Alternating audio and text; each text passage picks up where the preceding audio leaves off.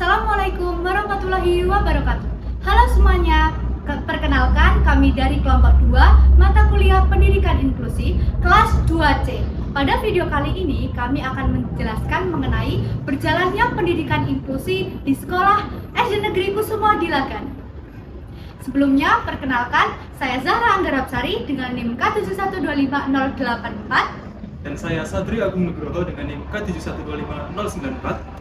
Saya Meutia Widya M dengan NIM K7125074. Saya Aulia Kirana Rahmawati dengan NIM K7125086. Saya Rima Anisanar Aini NIM K7125078. Saya Sofiatul Aisyah dengan NIM K7125080. Saya Nadia Nora dengan NIM K7125090. Selamat menyaksikan semuanya. Identitas sekolah dalam kegiatan observasi ini yaitu SD Negeri Kusumo Dilagan yang beralamatkan di Jalan Kahar Muzakir nomor 12, Kelurahan Joyosoran, Kecamatan Pasar Kliwon, Kota Surakarta. Saat ini kepala sekolah yang memimpin adalah Ibu Janti Murdiani. Berikut visi misi dari SD Negeri Kusumo Dilagan.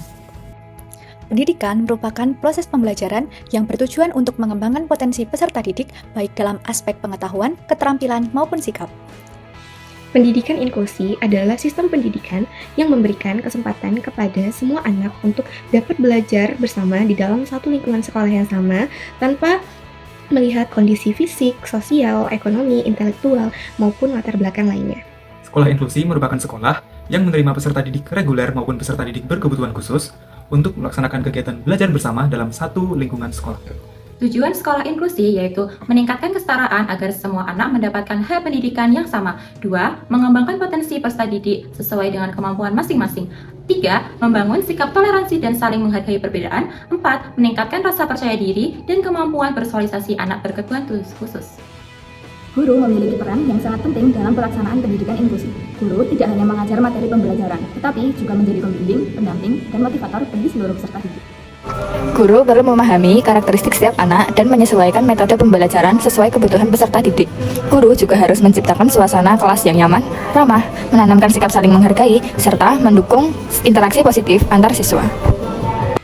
Suasana di kelas dibuat aktif dan penuh kebersamaan. Peserta didik reguler maupun peserta didik berkebutuhan khusus belajar bersama, berdiskusi, dan saling membantu dalam proses pembelajaran. Dan suasana di sekolah pun dibuat nyaman dan mendukung peserta didik dalam proses pembelajaran yang lebih baik. Interaksi anak inklusi di kelas menunjukkan sikap kebersamaan dan saling menghargai. Peserta didik reguler dan peserta didik berkebutuhan khusus dapat bermain, belajar, dan bekerja sama dengan temannya.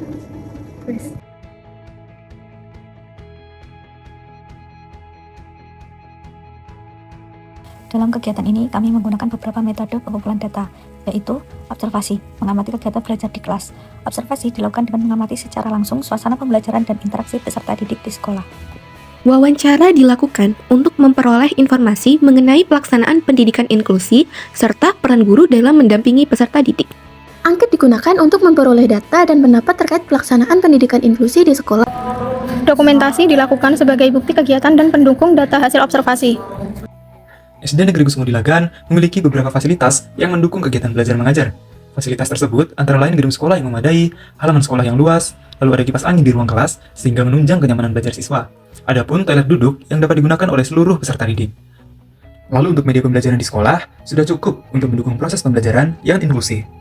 Lalu terdapat pendampingan khusus di luar jam pelajaran untuk membantu peserta didik belajar menulis maupun melatih kemampuan berjalan. Dan peserta didik yang memiliki keterlambatan belajar juga mendapat perhatian khusus saat tes, dengan duduk di bagian depan dan dibantu guru membacakan soal agar lebih mudah memahami pertanyaan. Saya Nika Duyarti, saya kelas 2. Pelaksanaan untuk siswa inklusi di sini dari mana? Kalau kami sih kami bimbing sendiri. Jadi semampu kami. Ya awal-awal kita ngajar biasa. Seperti yang anak-anak normal yang lain. Seperti yang di kelas 1 itu sudah zaman kelas 1 ya. Pertama kita ya tahu kan. Kita ngajar biasa tapi pas pulang kita tambahin. Kalau untuk dari metode tes seperti itu kira-kira dari pihak sekolah yang mengusulkan kepada orang tua atau mungkin memang yang di PLBP itu? Iya yang seperti siram itu kami mengusulkan untuk mengetahui sampai di mana. Kayak seperti ini kami juga mengusulkan untuk ini. ke PLDB, ke asesmen untuk bisa masuk SN. Kita akan mengetahui setelah besok anak-anak itu tes. Karena besok itu saya mengantarkan 4. Besok, hari Selasa besok mengantarkan 4 anak. Berarti untuk KBK sendiri menyesuaikan kurikulum yang sedang berjalan di sini. Jadi sebenarnya enggak kan, karena harus mengikuti yang ada di sekolah khusus. Tapi kan ini di sekolah negeri biasa, karena kita tidak memiliki guru. sering dan paling susah dalam menghadapi, mungkin kalau ada beberapa siswa yang masih di sini yang sering dihadapi dan yang paling susah Untuk mengajari perlu ekstra. Dulu saya kan 2 tahun menghadapi siren itu benar-benar ekstra sampai itu pun saya bawa masuk.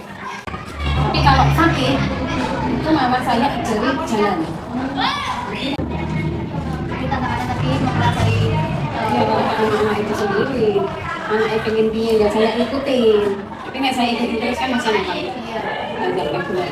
lalu di rumah juga mungkin tidak mengulangi Maksudnya di sini karena orang tuanya udah nggak batas anaknya harus dia.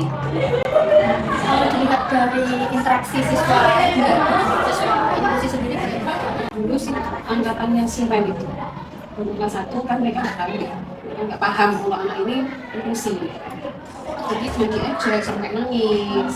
Dan saya jelaskan dari awal pertemuan sudah saya jelaskan kalau sekolah negeri itu tidak boleh menolak siapapun. Jadi harus kita ini kalau anak seperti ini nanti kita akan mengharapkan anak orang tua anak bisa dipindahkan. Tapi kita tidak boleh menerima seperti dari itu tidak boleh.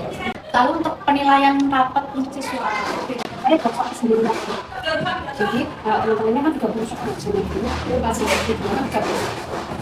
Terus saya dapat Bapak saya bilang, Bapak masih bisa. Saya dikdik. Ini apa jawabannya? Benar-benar. kalau upaya dari pendidikan sendiri mungkin dari sekolah sendiri untuk menghadapi siswa inklusif bagaimana?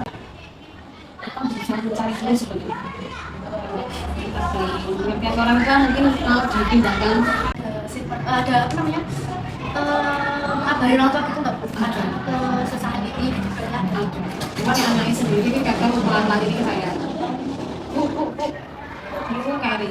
Bu, ini aku nggak kasih. Lalu harapan itu untuk pelaksanaan pembelajaran di sekolah semua dilakukan yang Jadi kalau nanti pendidikannya kita harus minta. jadi katakanlah fasilitasnya lebih yang ke perhatian dan ini ya Bu, apa namanya pengajuan surat tes itu. Berdasarkan hasil observasi yang telah dilakukan di SDN Kusumodi Lagan, dapat disimpulkan bahwa pendidikan inklusi memberikan kesempatan belajar yang sama bagi seluruh peserta didik. Dengan adanya lingkungan sekolah yang mendukung, peran guru yang baik, serta interaksi positif antar siswa, pendidikan inklusi mampu menciptakan suasana belajar yang nyaman dan menghargai keberagaman. Sekian video dari kelompok 2. Terima kasih telah menyaksikan. Wassalamualaikum warahmatullahi wabarakatuh. Dadah.